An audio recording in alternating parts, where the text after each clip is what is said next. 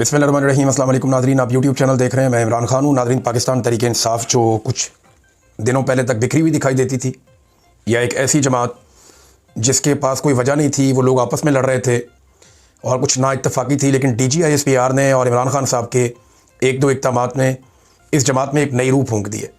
पहले तो इमरान खान साहब ने जब गंडापुर को निकाला तो जमात बहुत तगड़ी हो गई। फिर पता चला कि अब इमरान खान साहब ने नॉमिनेट कर दिया सुहेल अफरीदी को, तो नौजवान जो हैं वो और तगड़े हो गए।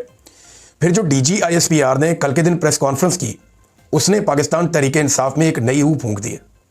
यानी DGISPR का जितना शुक्रिया अदा करें पाकिस्तान तहरीक इंसाफ उतना कम है। और तहरीक इंसाफ ने DGISPR को जो जवाब दिया है, मैं इसको जवाब नहीं कहूँगा, मैं इसको रगड़ा कहूँगा।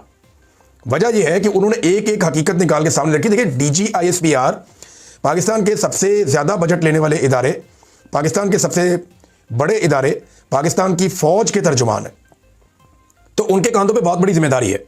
वो जब बात करें तो उन्हें फैक्ट के साथ करनी चाहिए। वो जब बात करें तो उनका एक एक लफ्ज़ हकीकत के ऊपर मबनी होना चाहिए। जज्बाती तकारीर सियासतदान करते हैं, बच्चे करते हैं, सोशल मीडिया पे आप कर सकते हैं, लेकिन आप सहाफ़ियों को बिठाकर प्रेस कॉन्फ्रेंस में, जहाँ पूरी दुनिया आपको सुनती है, आप जज्बाती तकारीर नहीं कर सकते। आप इधर उधर की बात मिक्स नहीं कर सकते। आपको हक़ाइक़ के ऊपर बात करनी होती है। हम सारे ये समझ रहे थे कि DGISPR आएंगे और आकर जो अफगानिस्तान के ऊपर अटैक किया गया उस पर बात करेंगे, अपनी पॉलिसी देंगे, लेकिन वो इमरान खान के खिलाफ प्रेस कॉन्फ्रेंस करके चले गए। सारी की सारी प्रेस कॉन्फ्रेंस ऐसा लग रहा था कि सियासत है, सियासी प्रेस कॉन्फ्रेंस है। बल्कि इस्लामाबाद से DGISPR अपने सहाफ़ियों को लेकर आए पेशावर। भाई, अगर आपने पेशावर में प्रेस कॉन्फ्रेंस करनी थी तो पेशावर के और खैबर पख्तूनख्वा के सहाफ़ियों को मौका देते ना, वो बात कर लेते, आप उन्हें जवाब दे देते उनके सवालात के। लेकिन बजाय इसके कि खैबर पख्तूनख्वा या पेशावर के सहाफ़ियों को फेस करते, उन्होंने ज़्यादातर अपने सहाफ़ी साथ इस्लामाबाद से लेकर आए, जिनके साथ वो कंफर्टेबल रहते हैं। तो अगर सहाफ़ी अपने साथ ही लेकर आने थे तो वहीं कर लेते जहाँ पे सहाफ़ी भी थे, आप भी थे। इतना खर्चा करने की क्या ज़रूरत थी। बहरहाल, ये एक पैगाम देने के लिए आए थे कि गंडापुर चला गया, लेकिन हम मौजूद हैं। और गंडापुर से तो बड़े वादे वूदे किए जा रहे हैं और नए वज़ीर आला के रास्ते को रोका जा रहा है, लेकिन DGISPR से इतनी कमज़ोर और ऐसी बगैर दलील के प्रेस कॉन्फ्रेंस की मुझे तवक्को नहीं थी। यानी आज तक की अगर प्रेस कॉन्फ्रेंसेज आप निकाल कर देखें, इन्होंने झूठा साबित कर दिया पाकिस्तान तहरीक इंसाफ ने DGISPR को सबूतों के साथ। यानी उन्होंने दिखाया जनाब के एक जिम्मेदार ऑफिसर होने के बावजूद सिर्फ जज्बाती तकरीर की है और काफ़ी धमकी अमेज लहजा था उनका, और जिसकी कीमत आज या कल ये इस इदारे को चुकानी पड़ेगी। जबकि PTI ने एक एक अखबारी तराशा, वज़रा के बयानात, जो PDM के बयानात हैं वो सारे, इमरान खान साहब के बयानात, जनरल बाजवा के बयानात और तारीखी वाक़यात की अखबारी रिपोर्टिंग्स निकाल निकाल कर, हाईलाइटर लगा लगा के उन्होंने साबित किया कि DG साहब आप झूठ बोल रहे हैं। इतने बड़े इदारे के तर्जुमान की जानिब से इतनी सतही और कमज़ोर और बगैर दलील और सबूत के बात करने की मुझे बिल्कुल तवक्को नहीं थी। अब मैं कुछ चीज़ें आपके सामने रखता हूँ। DGISPR का एक बयान है, हमें वो सूबाई हुकूमत कबूल नहीं जो दहशतगर्दी के खिलाफ ऑपरेशन में हमायत ना करे। हमें वो सूबाई हुकूमत कबूल नहीं। क्यों जी? आप कौन हैं? आप एक सरकारी ऑफिसर हैं। अब आम के पैसों से आपको तनख्वाह मिलती है जिससे आपका घर चलता है। आप रिटायर हो जाएंगे, एक और सरकारी ऑफिसर आ जाएगा। ये मुल्क पाकिस्तानियों का 25 करोड़ लोगों का। वो फैसला करेंगे कि इस मुल्क की पॉलिसी कौन बनाएगा, और वो अपना फैसला वोट के जरिए से करके जिसको लेकर आएंगे वो पॉलिसी बनाएगा। अब ऑपरेशन की हमायत करे या मुखालफत करे, ये हक हासिल है पॉलिटिकल गवर्नमेंट को, सियासी जमातों को, सियासी हुकूमतों को। यह हक हासिल है कि वो जो पॉलिसी चाहे वो बनाए। किसी इदारे को पॉलिसी बनाने का हक हासिल नहीं है, वो बना नहीं सकते। और आपसे कबूलियत मांगी किसने है? यानी इससे फर्क क्या पड़ता है? आपके टोटल इदारे के सारे वोट भी इकट्ठे कर लें, 5-7 लाख वोट है, और वो सारे के सारे इमरान खान को पड़ते हैं। अभी तो फौज के अंदर सर्वे करवा कर देख लें, 90% फौजी इमरान खान के साथ खड़े हैं। उन्हें पता है कि उनके साथ मिलिट्री एस्टेब्लिशमेंट ज्यादती कर रही है। तो उन्होंने कहा जी हमें वो सूबाई हुकूमत कबूल नहीं। आप जुर्रत चेक करें, आप दिलेरी चेक करें आपके, हमें कबूल नहीं है। ये तो कभी आमरों ने ऐसी बातें नहीं की, डिक्टेटरों ने ऐसी बातें नहीं की जैसी DGISPR करके चले गए कि हमें वो सूबाई हुकूमत कबूल नहीं है। भैया, आपका हैसियत क्या है आपकी? आप कैसे कह सकते हैं कबूल है या नहीं है? आप नहीं कर सकते इस पे बात। जो दहशतगर्दी के खिलाफ ऑपरेशन में हमायत ना करे, भाई उनकी मर्जी है, वो करें हमायत या ना करें। वो मुखालफत करना चाहे तो मुखालफत भी कर सकते हैं, उनकी अपनी पॉलिटिकल राय है। आप उससे इत्तफाक करें, इख्तलाफ करें, लेकिन आपको करना वही पड़ेगा जो आपको पॉलिटिकल गवर्नमेंट कहेगी। और इमरान खान की राय जो है वो पाकिस्तान का वज़ीर आज़म है, एक्चुअली तो वो है जिसको सारे लोगों ने वोट डाला। ही तो आपने छीन लिया, जाली फॉर्म 47 देकर उससे उसका आपने हक छीना। बहरहाल, ये एक सबूत के तौर पे ये बयान हमेशा मौजूद रहेगा और ये हॉन्ट करता रहेगा ये बयान पाकिस्तान की फौज को। ये मेरी बात आप आज लिख कर रख लें। नाज़रीन, ये एक जनरल तारिक खान साहब हैं, lieutenant general retired Tariq Khan साहब, उन्होंने भी स्टेटमेंट देते हुए कैटेगोरिकली कहा कि इंटेलिजेंस एजेंसियां जो है पाकिस्तान की, वो वापस लेकर आए तालिबान को, टीटीपी को। और पाकिस्तान तहरीक इंसाफ ने और मुराद सईद ने इसकी शदीद मुखालफत की थी, लेकिन ये वापस लेकर आए। ये बात एक रिटायर्ड लेफ्टिनेंट जनरल कह रहा है और बाकी भी कह रहे हैं।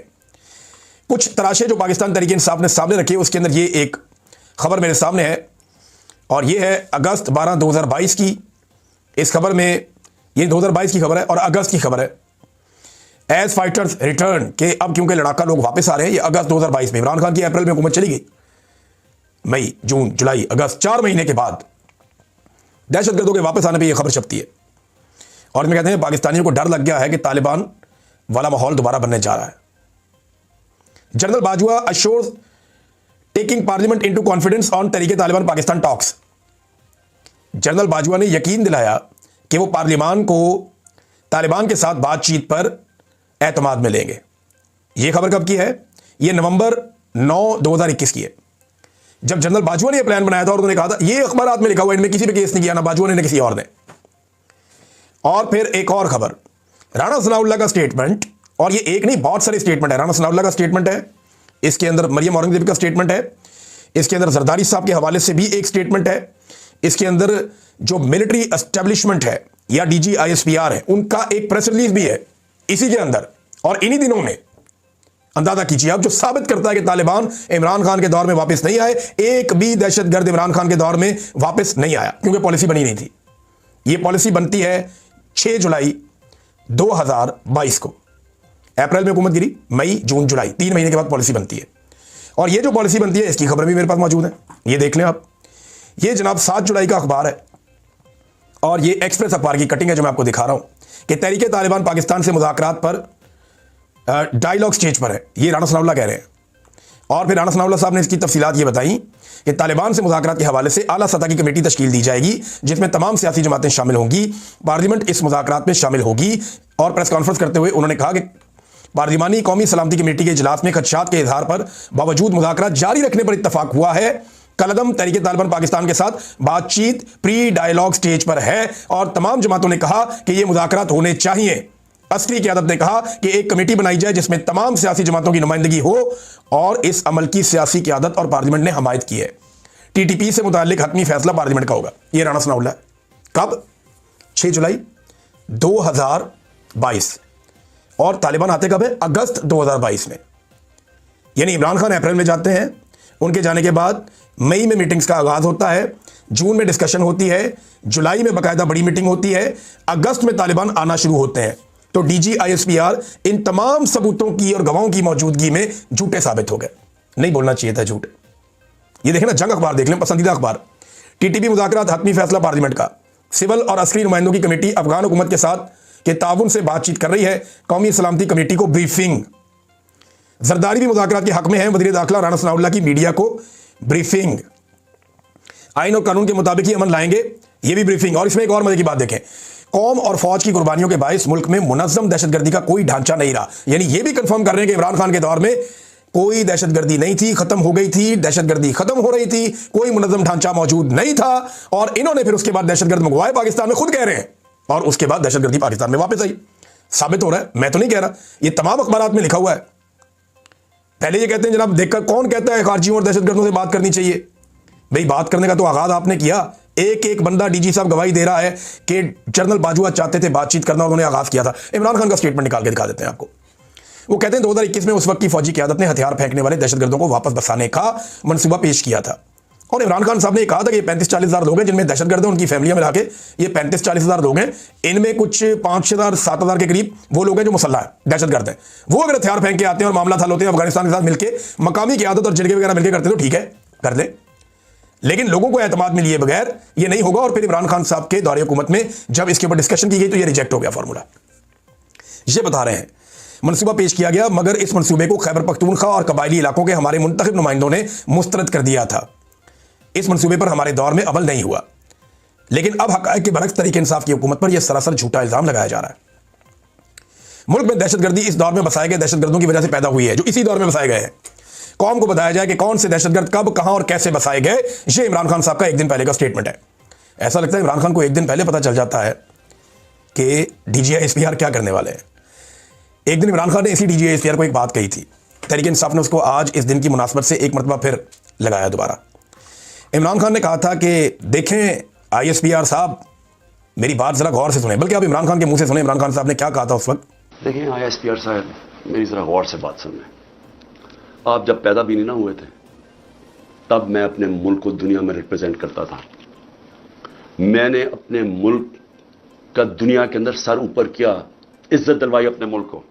उठा के देख लें, आप भूल गए होंगे, आप पैदा नहीं हुए होंगे, ज़रा पता चलवा लें कि इमरान खान ने क्या पाकिस्तान की दुनिया में इज्जत ऊपर किया नीचे की। ये इमरान खान साहब ने DGI-SPR को कहा था कि जनाब आप पैदा भी नहीं हुए थे तब मैंने पाकिस्तान का नाम रोशन किया था, मुझे आप ये ना बताएं। और एक चीज़ मैं आपको और बताता हूं, यहाँ पे एक ब्रीफिंग दी थी 5 जुलाई 2022 को आर्मी चीफ जनरल बाजवा ने, DG ISI general Nadeem Anjum ने और core commander Peshawar general Faiz Hamid ने पार्लियामेंटेरियंस को यह बताया था कि तालिबान से हमारे मुज़ाकरात जारी है और उस वक्त इमरान खान की हुकूमत खत्म हो गई थी।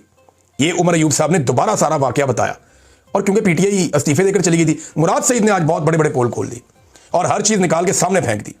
अब मुराद सईद को जवाब कोई दे नहीं सकता। वजह यह है कि ये सब उसके साथ हुआ है और वो इस चीज़ का गवाह है।